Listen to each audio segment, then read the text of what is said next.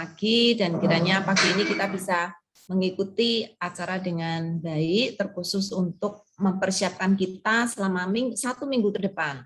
Kita akan bersama-sama di kelas ya untuk menggali dan juga membedah kitab Yakobus. Jadi saya berharap satu minggu ini saudara benar-benar punya block time sehingga setiap hari saudara harus berdiskusi dengan kita. Block time-nya tidak sepanjang hari, tapi paling tidak 1 jam saudara bisa luangkan waktu, tidak harus 1 jam penuh, tapi bisa dibagi 5 menit atau 10 menit gitu ya, untuk bisa melihat jawaban teman-teman dan juga untuk ikut berdiskusi. Ya, sebelum kita berdiskusi, saya ingin memberikan training terlebih dahulu bagaimana nanti kita membedah kitab Yakobus ini. Saya tadi senang sekali melihat ada banyak sekali teman-teman baru yang baru pertama kali ini bergabung, terkhusus dengan kelas MLC. Nah, ini juga merupakan satu tantangan gitu ya, karena saudara belum terbiasa. Nah, kalau belum terbiasa, agak kaget-kaget Bapak Ibu, jadi masih perlu adjustment dan menyesuaikan ya. Pace kita awal mungkin agak slow, tapi habis itu langsung cepat gitu ya. Jadi Bapak Ibu harus benar-benar punya waktu dan menyisihkan waktu.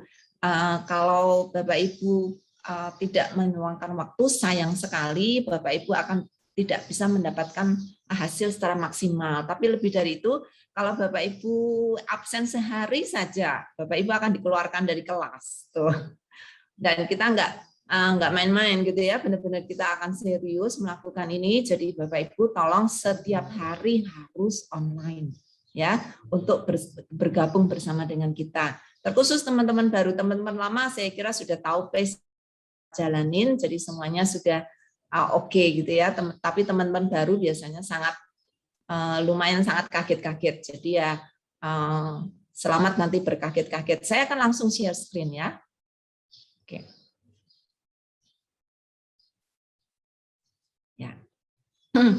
Bapak Ibu, training membedah kitab Yakobus ini diselenggarakan oleh Sabda Biblical Engagement. Jadi di Sabda ini ada salah satu divisi yang namanya Biblical Engagement, dan kita menolong banyak peserta dan juga siapa saja yang ingin bergabung untuk bagaimana semakin dekat dengan Alkitab, semakin bisa menggali Alkitab dengan baik. Oke, next ya. Agenda hari ini, isi training ini cukup banyak, jadi ya saya mencoba untuk ngomong cepat gitu ya supaya bisa tercover seluruh materi. Jadi siapa penulis kitab Yakobus, lalu tujuan kitab Yakobus, garis besar kitab Yakobus, keunikan kitab Yakobus, dan pelaksanaan nanti di kelas diskusi bedah kitab Yakobus. Oke, siapa penulisnya? Nah, saudara, di dalam Alkitab itu ada banyak nama Yakobus. Nah, yang mana ini yang penulis kitab Yakobus? Nah, paling tidak ada 4 nama Yakobus yang saudara mungkin kenal di Alkitab. Ini pertama adalah Yakobus anak Alfius, itu saudara Matius, salah satu murid dari Tuhan Yesus juga. Jarang disebutkan dengan dikutip oleh penulis-penulis kitab yang lain gitu ya, jarang disebutkan. Jadi kemungkinan besar bukan dia yang menulis. Kemudian ada Yakobus anak Yudas, ini bukan Yudas Iskariot ya, tapi Yudas yang baik.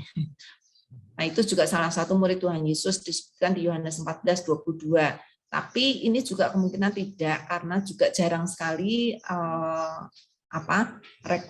rekod dia tuh dituliskan di Alkitab gitu ya. Nah, tetapi ada 2 kemungkinan, yaitu satu Yakobus anak Zebedeus atau Yakobus saudara Yesus. Itu yang kemungkinan besar penulisnya. Nah, kalau Yakobus anak Zebedeus ini adalah saudara Yohanes yang oleh Tuhan Yesus pernah disebut sebagai anak-anak guru, Boanerges gitu ya. Nah, saudara mungkin ingat dia cukup aktif karena dia dekat sekali dengan Tuhan Yesus juga. Ini pernah dipikirkan kemungkinan dia menulis. Tetapi karena dia meninggal atau mati martir pada usia pada tahun yang cukup awal, yaitu 44 Masehi, jadi ini kemungkinan bukan dia, karena tulisan kitab Yakobus ini banyak sekali membahas kemungkinan besar setelah tahun 44, jadi setelah dia mati martir. Jadi karena dia salah satu martir pertama nih selain Stefanus ya, ini Yakobus. Nah, karena itu banyak para ahli berkata kemungkinan bukan dia karena dia udah mati duluan gitu ya. Karena kemungkinan surat Yakobus ini ditulis sekitar tahun 45-an. Nah, jadi pilihan yang terakhir adalah Yakobus saudara Yesus. Nah, Yakobus saudara Yesus ini disebutkan di Kisah Rasul 15:13 dan di beberapa tempat. Termasuk Paulus juga menyebut dia karena Yakobus punya reputasi yang sangat baik sekali. Nah, kita akan kenal lagi lebih dekat Yakobus saudara Yesus. Nah, nama Yunaninya Iakobus, ini nomor strongnya 2385. Kalau saudara lihat penjelasan tentang Iakobus, ini kalau saudara melihat di bahasa Ibrani Yakob gitu ya, dia adalah saudara Tuhan Yesus disebutkan di Matius 13 ayat 55 dan 56. Jadi saudara, Tuhan Yesus itu punya saudara-saudara ya, dan Yakobus ini kemungkinan adik langsung dari Tuhan Yesus. Nah, tetapi kan kita tahu Tuhan Yesus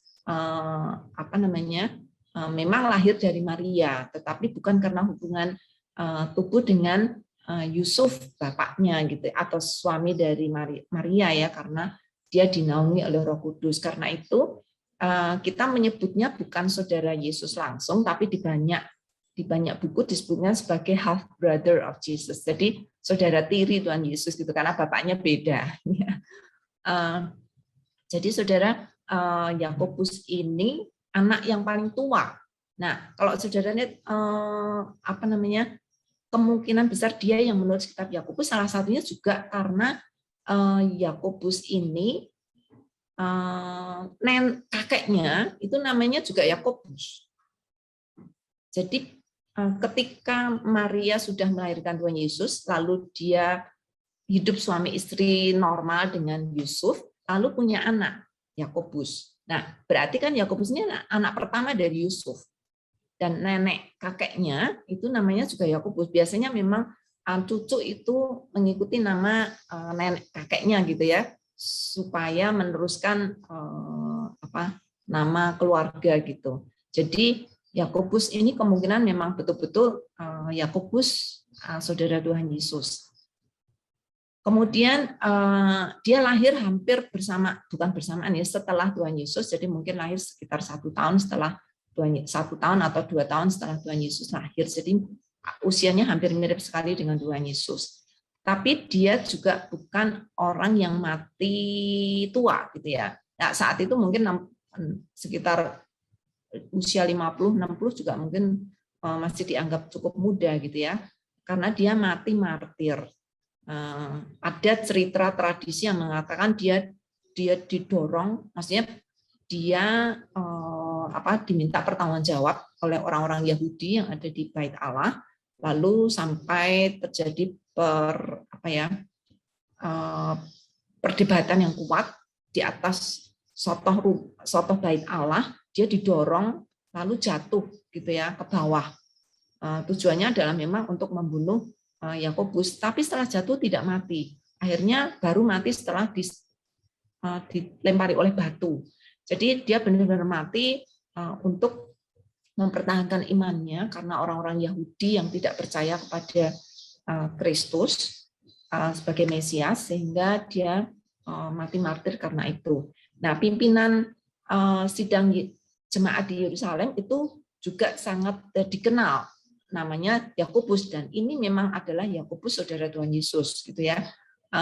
Jabatan ini jabatan yang sangat sangat tinggi, karena dia memegang jemaat di Yerusalem tuh jemaat pusat gitu ya. Sehingga ketika tahun sekitar 40-an ke atas gitu ya, setelah kematian Stefanus, banyak sekali jemaat di Yerusalem yang kocar-kacir karena terjadi penganiayaan besar-besaran. Jadi setelah kematian Stefanus, itu Paulus juga hadir di sana, dan Paulus dengan giat sekali membunuh orang-orang Kristen atau mengejar-ngejar orang Kristen. Nah, sehingga jemaat yang ada di Yerusalem itu jadi tersebar kemana-mana gitu ya, karena ingin menyelamatkan diri dari penganiayaan yang luar biasa terjadi pada saat itu. Nah, karena itu Yakobus yang menjadi gembala di sidang itu sangat concern gitu ya, karena jemaatnya tuh kocar-kacir dan pergi semua keluar dari Yerusalem untuk menyelamatkan diri karena penganiayaan yang luar biasa. Nah, Yakobus juga punya sebutan si adil. Dia orang yang sangat righteous, orang benar ya. Dan dia sangat dikenal dengan sangat punya reputasi yang sangat baik sebagai orang yang adil, terkhusus ketika membela janda-janda, membela orang miskin, membela orang yang teraniaya, sangat sangat giat sekali, ya. Dia juga dikenal sebagai si lutut onta karena lutut Yakobus ini kalau orang Jawa bilang kapalen, gitu ya.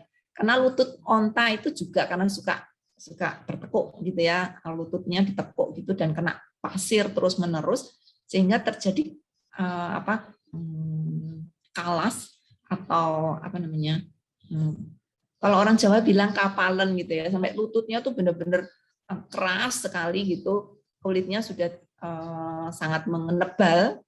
Karena apa? Karena sangat sering sekali dipakai untuk berdoa. Jadi ini salah satu sebutan atau panggilan bagi Yakobus si lutut onta karena lututnya benar-benar sudah keras karena dia selalu berlutut ketika berdoa. Kemudian latar belakang yang saudara perlu tahu adalah dia sebenarnya ketika Tuhan Yesus masih hidup tidak percaya bahwa Yesus adalah Mesias. Jadi berawal dari skeptik, tapi kemudian bertemu dengan Yesus justru setelah Yesus bangkit dari kematian. Nah, ada catatan di 1 Korintus kemungkinan besar Tuhan Yesus bertemu secara langsung dengan Yakobus ketika Tuhan Yesus sudah bangkit. Ya, karena itu terjadi pertobatan yang luar biasa sehingga akhirnya dia betul-betul memberikan hidupnya bagi Kristus, saudaranya, dan akhirnya dia berakhir menjadi seorang martir dan menjadi hamba Tuhan yang sangat setia. Nah, ini kira-kira cerita sedikit ya tentang Yakobus ya. Jadi ini menjadi latar belakang yang harapannya saudara bisa lebih ngerti nanti. Nah, kalau saudara lihat dari background ini ada the letter to the 12 tribes. James itu adalah Yakobus, untuk bahasa Inggris namanya James. Dia menulis kepada 12 suku Israel yang tersebar ya kemana-mana. Nah, ini adalah jemaat-jemaat Yakobus kemungkinan besar ya. Banyak penafsir mengatakan bahwa dia menulis kepada para jemaatnya yang tersebar kemana-mana karena penganiayaan. Dan disebutkan tersebar karena apa? Karena berbahaya kalau disebutkan jemaatnya sekarang ada di mana, nanti mereka akan dikejar-kejar gitu ya. Jadi karena itu hanya disebutkan sebagai jemaat yang tersebar di mana-mana. Ya, ini foto gambaran tentang Yakobus ya. Saya nggak tahu apakah benar-benar mukanya kayak gini, tapi itu yang saya temukan di di internet. Nah, apa tujuan kitab Yakobus? Paling tidak ada 4 gitu ya. Yang pertama, untuk menyemangati jemaat Kristen Yahudi yang ada di diaspora, yang sedang menderita, miskin, dan patah semangat. Jadi ini kemungkinan besar banyak penafsir yang mengatakan bahwa Yakobus menulis untuk jemaatnya. Jadi ini surat pastoral ditujukan kepada jemaatnya yang mengalami penderitaan luar biasa karena penganiayaan, dan karena penganiayaan mereka nggak bisa bekerja. Kalau bekerja dia orang Kristen pasti akan dibunuh, akan ditangkap gitu ya, dan akan dipenjara, sehingga mereka sangat desperate gitu ya dengan keadaan mereka, sehingga Yakobus menulis surat ini untuk memberi semangat pada mereka. Itu salah satu asiran ya tentang tujuan dari kitab Yakobus. Kemudian yang kedua juga untuk mengoreksi pengertian yang salah mengenai iman yang menyelamatkan. Jadi saudara, Yakobus ini tidak memberikan doktrin-doktrin baru atau tidak memperkenalkan, ini bukan surat doktrinal, tapi lebih banyak tadi ada beberapa peserta yang mengatakan praktikal, sangat praktis gitu ya, yang menolong para pembacanya untuk bisa mengerti apa artinya iman yang menyelamatkan. Iman yang menyelamatkan itu iman yang hidup, bukan iman yang mati. Jadi kalau banyak orang akhirnya menjadi nyaman menjadi orang Kristen dan melupakan bahwa iman yang menyelamatkan itu artinya adalah iman yang hidup, yang terus bertumbuh. Kalau dia mandek dan merasa sudah puas ada di satu tempat, maka itu dikatakan iman yang mati. Iman yang mati itu bukan berarti imannya nggak ada. Imannya ada, tapi mati. Artinya tidak bertumbuh, artinya tidak berguna. Gitu ya. Ya. Kemudian yang ketiga, untuk menasihati membina jemaat yang hidup tidak sesuai dengan ajaran Yesus dan kebenaran firman Tuhan. Nah, saudara, memang Yakobus hanya menyebut nama Yesus 2 kali dalam seluruh suratnya, gitu ya. Tetapi bukan berarti Yakobus tidak menghormati Yesus atau Yakobus tidak setuju dengan ajaran Yesus, tidak. Tetapi kebalikannya, Yakobus ingin menolong jemaat-jemaat untuk mengingat lagi ajaran yang sudah diajarkan Tuhan Yesus. Bagaimana mereka harus hidup benar di hadapan Tuhan, mengikuti firman Tuhan. Jadi ini adalah nasihat. Dia tidak mengulang doktrin-doktrin yang sudah diajarkan Tuhan Yesus, tetapi dia membina. Kalau kamu memang mengenal ajaran Yesus, maka kamu harus melakukan begini-begini, gitu ya. Ini merupakan perintah-perintah yang harus dijalankan kalau kamu hidup sesuai dengan ajaran Kristus. Nah, yang keempat, untuk memberikan nasihat praktis agar jemaat memiliki perbuatan yang sesuai dengan iman yang benar. Nah, iman yang benar ini harusnya saya bold, gitu ya, saya pertebal, karena ada banyak iman yang tidak benar. Dan di Yakobus ini berkali-kali, kalau saudara nanti melihat, memang ada satu kesinambungan integritas di dalam iman dan perbuatan. Saudara, kalau iman tidak ada perbuatan, maka Yakobus mengatakan imanmu mati.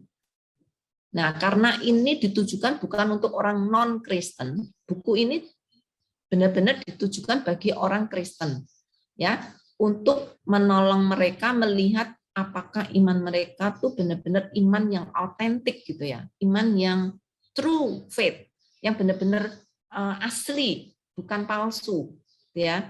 Nah, saudara, ketika melihat tujuan kitab Yakobus ini, saudara juga harus melihat ini, Kristen Yahudi atau Messianic Jews. Saudara, kalau membaca ini jangan berpikir bahwa Yakobus itu menunjukkan kepada kita jemaat modern, jemaat gereja modern saat ini. Tidak, tapi saudara harus membawa latar belakang Yakobus ketika menuliskan ini. Jadi saudara harus punya bisa membayangkan, gitu ya, keadaan gereja pada saat itu, keadaan orang-orang Kristen pada saat itu, keadaan iman orang-orang pada saat itu, dan apa yang mereka mengerti tentang iman yang benar pada saat itu, ya, supaya saudara tidak langsung mengaplikasikan itu ke gereja saat ini. Harus ada sedikit transisi untuk masuk ke sini. Nantinya memang aplikasi atau tujuan kitab Yakobus itu untuk kita, ya. Tetapi saudara harus melihat bahwa Yakobus menuliskan ini tujuannya untuk orang-orang yang saat itu dalam keadaan seperti yang saudara nanti akan pelajari, ya.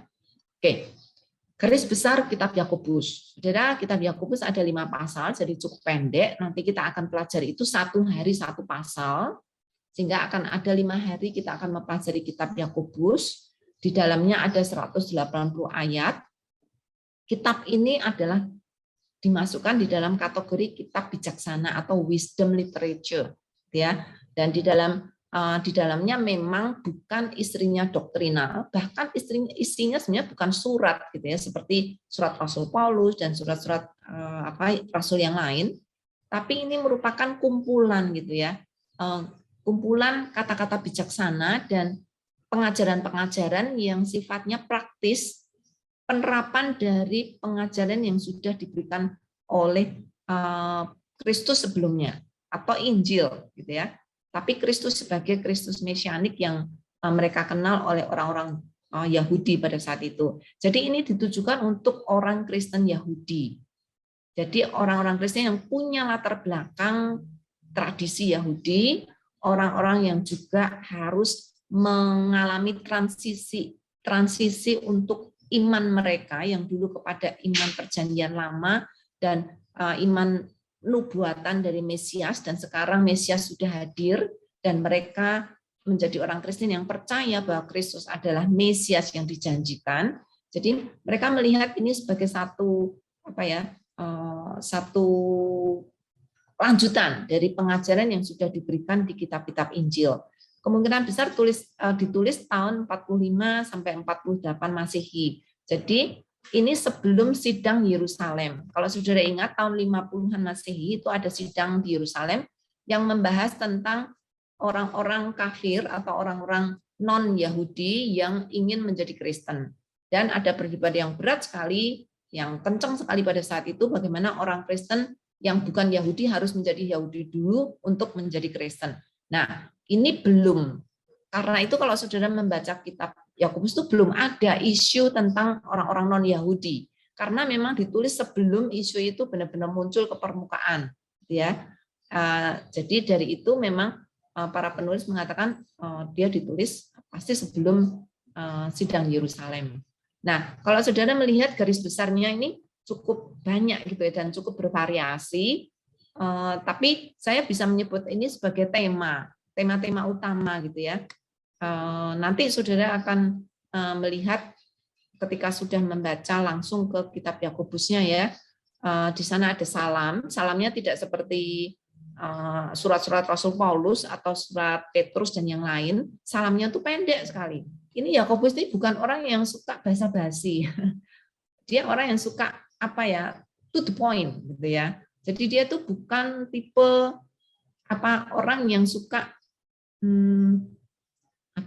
berlama-lama menjelaskan. Dia langsung to the point, singkat, padat dan berisi gitu ya. Karena itu kalau saudara melihat tuh nggak ada klausal ya, tulisan-tulisannya Yakobus tuh gaya tulisannya tuh tidak terlalu banyak klausal subordinate gitu. Jadi kalimatnya tuh langsung to the point. Dan setelah mengucapkan poinnya, dia nggak ngulang lagi untuk menjelaskan. Enggak, ya sudah poinnya itu ya sudah gitu ya. Jadi kalau misalnya saudara saya contohkan ya, kalau saya mengatakan, ayo pergi tidur gitu ya. Ya Yakobus akan bilang, ayo tidur sekarang gitu. Kalau kita melihat orang-orang lain yang menulis surat, ayo tidur karena sudah malam, karena besok kamu harus bangun pagi. Nah, Yakobus itu bukan tipe yang ngasih alasan-alasan yang panjang gitu ya. Dia bukan tipe orang yang suka menerima terlalu banyak alasan. Dia langsung to the point dan itu menjadi poin utama dan sudah gitu ya. Nah, tema-tema yang saudara lihat itu ujian dan pencobaan, pendengar dan pelaku firman, jangan memandang muka, iman dan perbuatan, menjinakkan lidah, 2 kebijaksanaan, kemudian dosa keduniawian, dosa orang kaya. Ini tema-tema nanti saya nggak akan bahas karena inilah yang akan saudara bahas. Jadi yang saya berikan pada saudara ini background untuk saudara tuh punya gambaran besar tentang garis besar kitab Yakobus. Nah, nanti saudara tinggal membahas isinya karena sekarang sudah tahu kulit-kulitnya, sekarang saudara akan masuk ke dalamnya. Nah, selain tema-tema ini pasti ini ada titik 3, artinya masih ada lagi practical application yang macam-macam gitu ya, termasuk doa dan lain-lain. Jadi masih banyak nanti yang saudara akan kupas. Jadi silakan nanti membahas dengan lebih dalam isinya.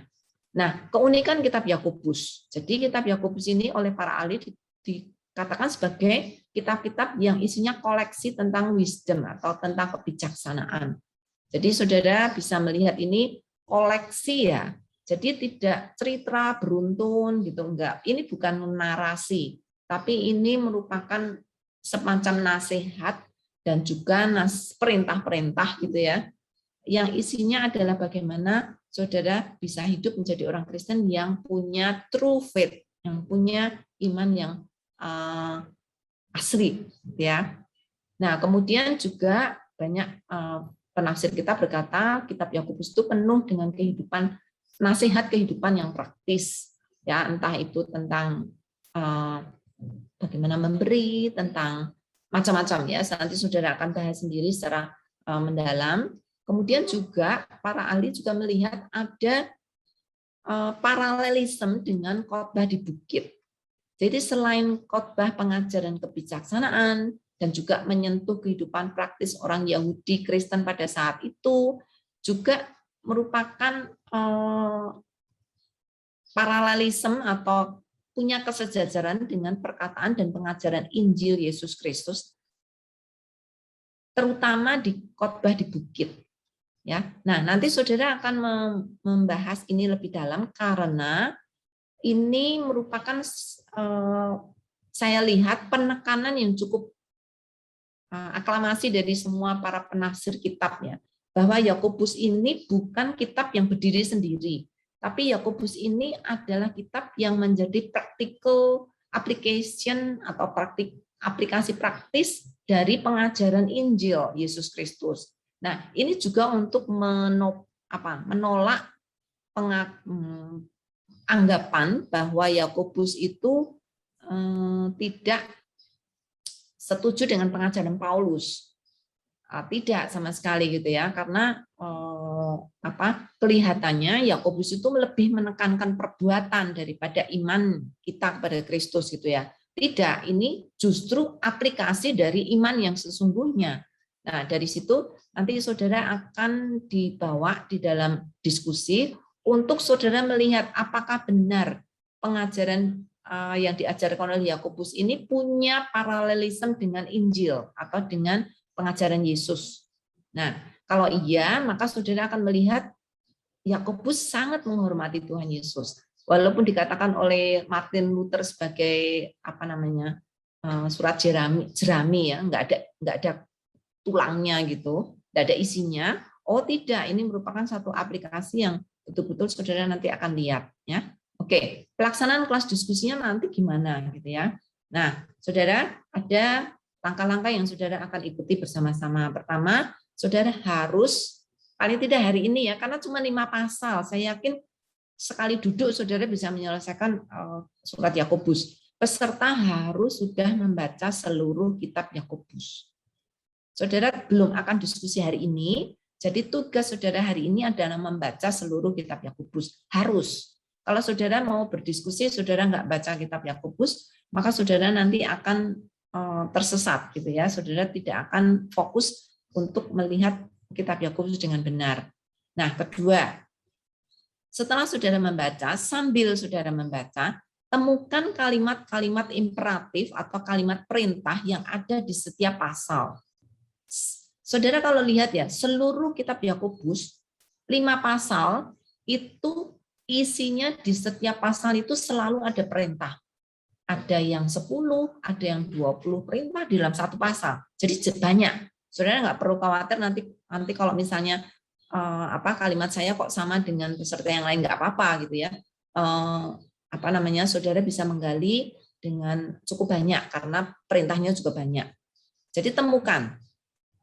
Lalu di antara kalimat-kalimat imperatif yang saudara temukan di setiap pasal itu pilih satu saja.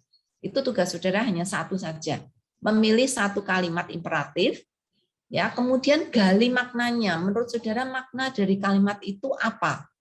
Saudara bisa melihat kata-kata penting yang ada di dalamnya. Saudara bisa melihat topik khusus yang ada di kalimat itu. Tapi saudara gali maknanya. Gitu ya, kira-kira Yakobus memaksudkan kalimat imperatif itu kenapa dan mengapa, ya. Nah, kemudian yang keempat, bandingkan kalimat imperatif yang saudara sudah gali itu dengan ajaran Yesus dalam kitab-kitab Injil. Ya. Jadi, misalnya nanti saya akan kasih contoh ya, Jadi, apa yang sudah saudara gali itu kan saudara menemukan nih pelajaran atau pengajaran yang diinginkan oleh Yakobus. Lalu saudara ingat di Injil itu ada enggak pengajaran yang saudara dapatkan dari Yakobus ini tentang hal itu? Karena menurut para ahli kitab punya paralelisme dengan Injil atau paling tidak terutama khotbah Yesus di bukit. Nah, saudara cari di dalam Injil ada nggak pengajaran yang sama atau mirip dengan kalimat yang saudara temukan di dalam pasal itu. Nah, kemudian cari aplikasinya. Setelah mempelajari semua, saudara pasti cari aplikasinya ya. Terus setelah saudara gali, setelah saudara bandingkan, terus saudara belajar apa dari situ. Ya, sebenarnya itu langkah yang kelima. Kemudian yang keenam, bandingkan apa yang saudara-saudara dapat itu di kelas diskusi. Nah, itu hasil penggalian saudara itu nanti saudara bagikan ke peserta, lalu juga saudara kirim ke admin. Karena itu nanti akan dinilai oleh moderator.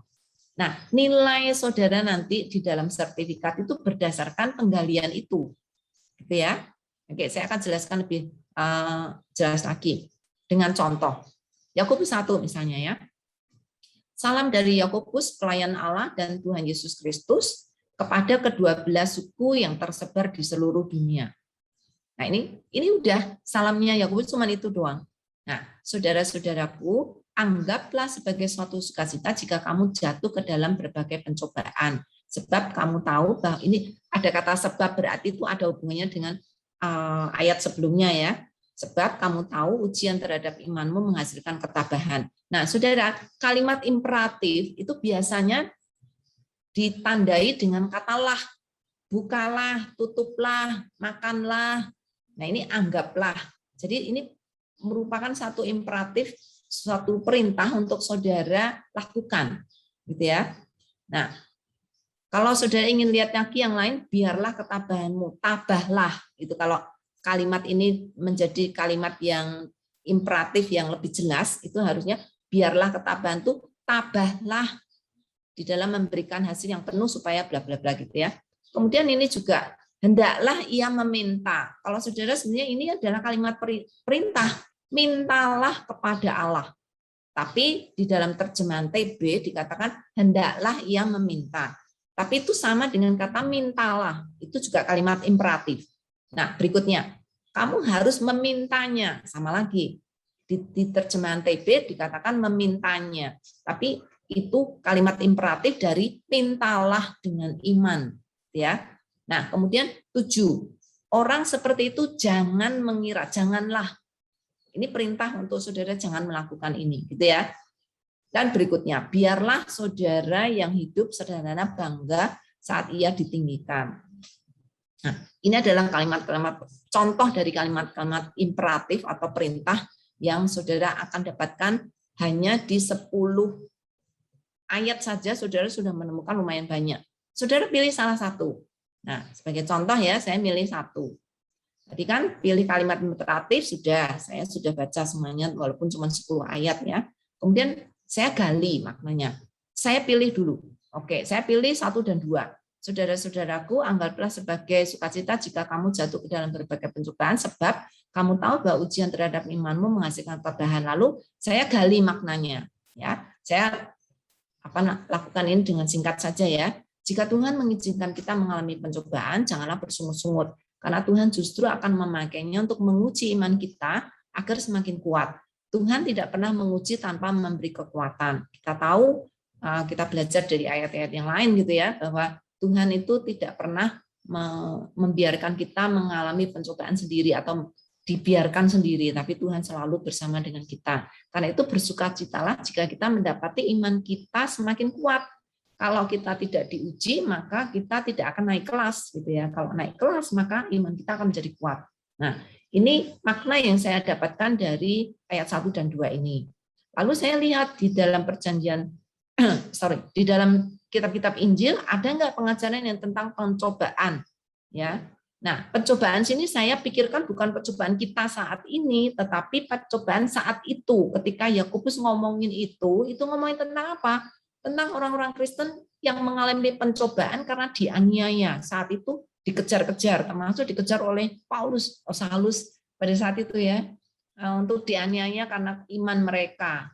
Jadi kalau saudara memikirkan ayat ini, jangan memikirkan langsung ke dunia modern sekarang, tapi saat itu. Kira-kira pencobaan apa yang dialami oleh orang-orang yang saat itu ditulisin surat oleh si Yakobus gitu ya. Nah, ternyata kita melihat bahwa itu pencobaan yang sangat besar sekali karena mereka harus keluar dari Yerusalem, diusir, akan dikejar-kejar, dan mereka tidak bisa bekerja. Kalau mereka ketahuan orang Kristen, mereka akan ditangkap dan dibunuh, dan lain-lain gitu ya. Maka saya melihat di Matius 5, di khotbah di bukit ada, berbahagialah kamu jika karena aku kamu dicela, dianiaya, dan difitnahkan segala yang jahat. Bersukacita dan bergembiralah. Wah, ini mirip sekali dengan Yakobus 1 dan 2. Di sana dikatakan sukacita. Anggaplah sebagai suatu sukacita. Ini Yesus juga berkata begitu loh. Bersukacitalah dan bergembiralah. walaupun kamu mengalami aniaya dan lain-lain. Gitu ya. Nah, saya menemukan nih, ternyata di khotbah di bukit ada pengajaran Yesus yang mirip dengan apa yang dikatakan oleh Yakobus, ya. Nah, kemudian saya akan pelajaran pribadi apa yang saya dapat. Jadi setelah saya mengupas atau memaknai ayat itu, lalu saya menemukan itu di Injil pengajaran Kristus, saya dapat apa nanti saya tulis, gitu ya. Jadi formatnya akan seperti ini Bapak Ibu. Format untuk dibagikan dalam kelas. Ayat imperatif saudara temukan lalu pilih satu. Kemudian satu ayat itu cari makna ayatnya. Maknanya apa? Ya. Kemudian bandingkan atau paralelkan dengan ajaran Yesus Kristus, ajaran Injil. Lalu aplikasi. Nah, saudara tulis dengan baik, dengan bahasa yang ringkas, tidak perlu panjang lebar sampai berlembar-lembar gitu ya. Cukup saja inti-intinya, lalu diskusikan dalam kelas. Saudara bagikan di kelas, lalu nanti saudara akan hasil penggalian saudara akan diresponi oleh teman-teman lain dan saudara meresponi hasil penggalian dari teman-teman yang lain. Gitu ya. Oke, saya kira cukup jelas. Nanti kalau ada yang nggak jelas, saudara bisa bertanya. Nah, sebelum saya berikan kepada Roma yang akan menjelaskan tentang peraturan diskusi, saya akan minta admin untuk memainkan presentasi video dari The Bible Project tentang kitab Yakobus. Dari ini saudara akan melihat dengan lebih jelas lagi tentang kitab Yakobus. Terima kasih.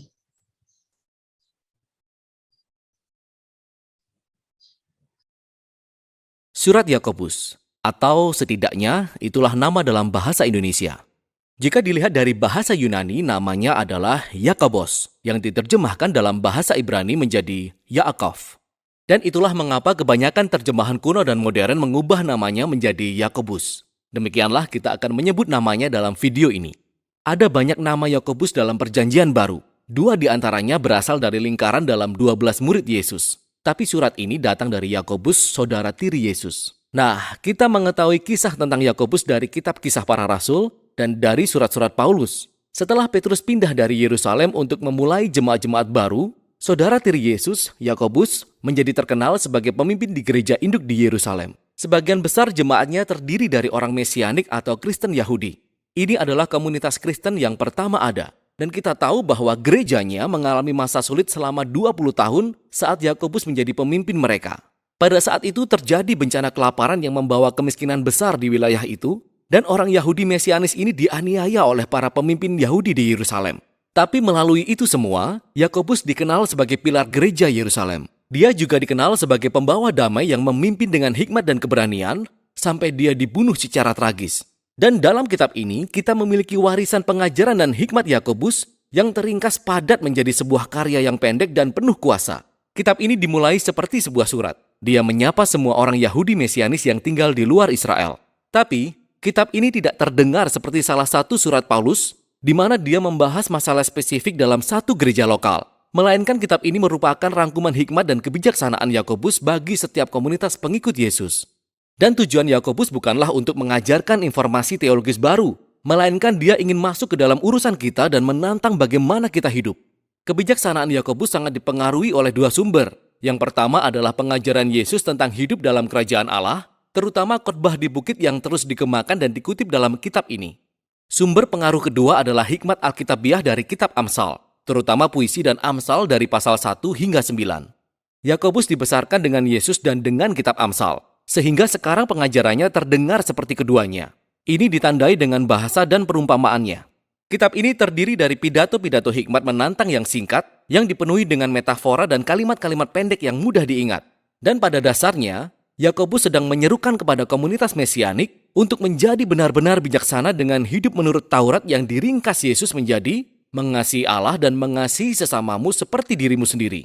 Inti kitab ini ada dalam pasal 2 hingga pasal 5, yang terdiri dari 12 pengajaran singkat yang memanggil umat Allah kepada pengabdian sepenuh hati kepada jalan Yesus. Dan secara bersama-sama semua pengajaran ini tidak mengembangkan satu ide pokok secara linear. Setiap pengajaran berdiri sendiri dan berakhir dengan kalimat pendek yang mudah diingat. Tetapi semua pengajaran ini terhubung melalui kata-kata dan tema-tema kunci yang diulang-ulang. Ini sangat keren. Pada pembukaan inti kitab ini terdapat dua pengajaran. Yang pertama tentang pilih kasih dan kasih. Yakobus memperlihatkan bagaimana kita cenderung menunjukkan kebaikan kepada orang-orang yang bisa memberi keuntungan bagi kita dan mengabaikan orang-orang yang tidak bisa, biasanya karena mereka miskin. Yakobus berkata bahwa ini bertolak belakang dengan kasih yang diajarkan Yesus. Dia melanjutkan dengan menunjukkan seperti apakah iman sejati itu dan yang bertentangan dengannya. Jadi, jika seseorang berkata bahwa mereka memiliki iman kepada Allah, tetapi mengabaikan orang-orang yang membutuhkan atau miskin, iman orang tersebut adalah mati katanya. Tindakan mereka bertentangan dengan pengakuan iman percaya mereka. Dan iman yang sejati selalu menghasilkan ketaatan pada ajaran Yesus.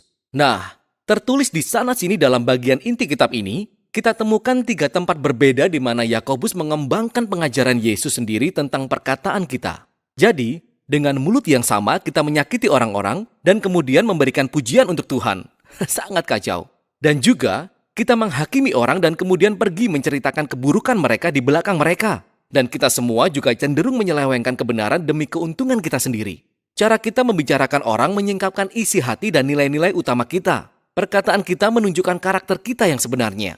Yakobus juga percaya bahwa komunitas kerajaan Allah, seperti yang diajarkan Yesus, adalah tempat di mana pengkotak-kotakan yang dihasilkan oleh kekayaan dan status sosial dibongkar. Jadi, pertama-tama dia mengingatkan tentang keangkuhan yang muncul pada orang-orang yang percaya bahwa kekayaan akan ada padanya selamanya.